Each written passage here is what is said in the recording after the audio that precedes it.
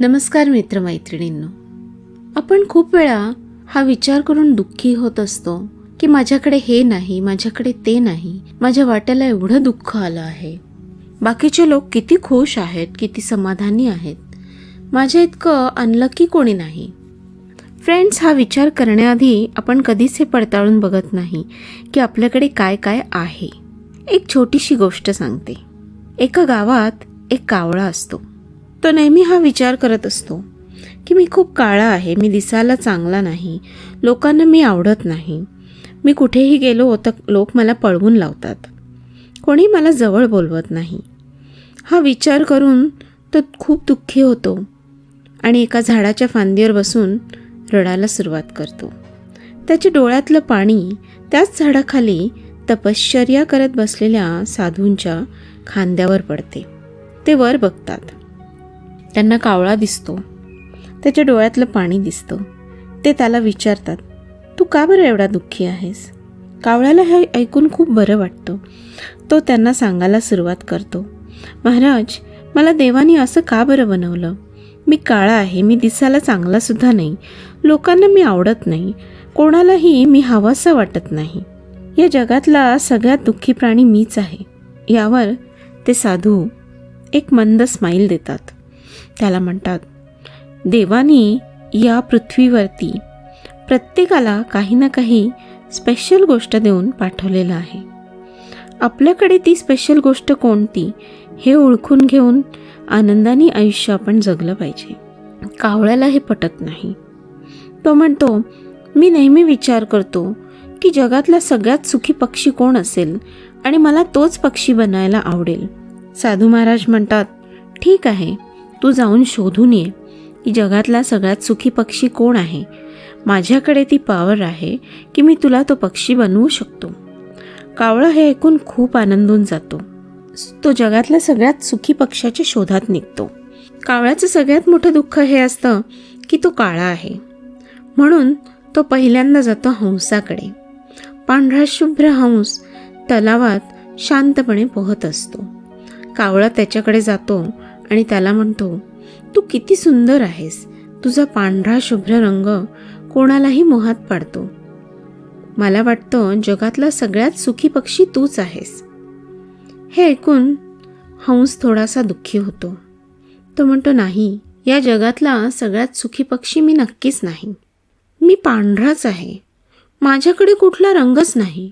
मला असं वाटतं जगातला सगळ्यात सुखी पक्षी पोपट असावा. त्याचा हिरवागार रंग, लाल चुटूक चोच कोणालाही आवडेल. कावळ्याला आश्चर्य वाटतं, पण तो उडून पोपटाकडे जातो. पोपट एका पिंजऱ्यामध्ये शांतपणे पेरू खात बसलेला असतो. कावळा त्याला म्हणतो, खरंच तुझा हिरवागार रंग कोणालाही मोहात पाडेल असाच आहे. मला असं वाटतं या जगातला सगळ्यात सुखी पक्षी तूच आहेस. पोपट यावरती थोडासा चिडतो आणि थोडासा दुःखी होतो. तो म्हणतो, मुळीच नाही. मी रोज सकाळ संध्याकाळ विचार करतो या पिंजऱ्यातून मी कसा उडून जाईन. माझ्या या सुंदर रंगामुळे आणि माझ्या लाल सुंदर चोचीमुळेच लोकांना मी हवासा वाटतो आणि ते मला पिंजऱ्यात डांबून ठेवतात. मी या जगातला सुखी पक्षी नक्कीच नाही. कावळा त्याला म्हणतो, मग तुला काय वाटतं, कोण असेल या जगातला सगळ्यात सुखी पक्षी? पोपट म्हणतो, मोराकडे खूप रंग असतात, त्याचा डौलदार पिसारा कोणालाही मोहात पाडतो. मला असं वाटतं ह्या जगातला सगळ्यात सुखी पक्षी मोरच असावा. कावळा आता उडून मोराकडे जातो. तो मोराला म्हणतो, तुझा सुंदर पिसारा, तुझी इतकी सुंदर चाल, खरंच तू किती सुंदर आहेस. मला असं वाटतं तूच जगातला सगळ्यात सुखी पक्षी असावास. मोर उदास होतो. तो म्हणतो, ह्या सुंदर पंखांमुळेच माझा जीव धोक्यात आलेला आहे. लोकांना हे पंख आवडतात म्हणून ते मला पकडून मोठ्या पिंजऱ्यांमध्ये डांबून ठेवतात. त्यांना आवडतात म्हणून ते हे पंख ओढून ओरबाडून घेतात. मला त्याचा खूप त्रास होतो. मला बघायला एवढे लोक येतात, ती गर्दी, ते माणसांचे आवाज, ह्याने पण मला खूप जास्ती त्रास होतो. या जगातला सगळ्यात सुखी पक्षी मी नक्कीच नाहीये. आता मात्र कावळ्याला कळत नाही काय करावं. तो मोराला म्हणतो, तुला काय वाटतं या जगातला सगळ्यात सुखी पक्षी कोण बरं असावा? मोर त्याच्याकडे बघतो आणि म्हणतो, तू मी खूप वेळा विचार करतो मी कावळा असतो तर किती बरं झालं असतं. तुला कोणीही पिंजऱ्यात डांबून ठेवता येत नाही. तू तुझ्या मर्जीचा मालक आहेस. तुला जिथे हवं तिथे तू स्वच्छंदपणे उडू शकतोस, जाऊ शकतोस. तुला कुठलंही बंधन नाही.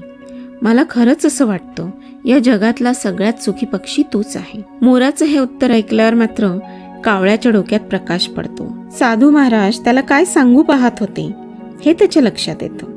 तो आकाशामध्ये उंच उंच भरारी घेतो. आज आयुष्यात पहिल्यांदाच त्याने कावळा म्हणून जन्म घेतला ह्याचा त्याला आनंद झाला होता.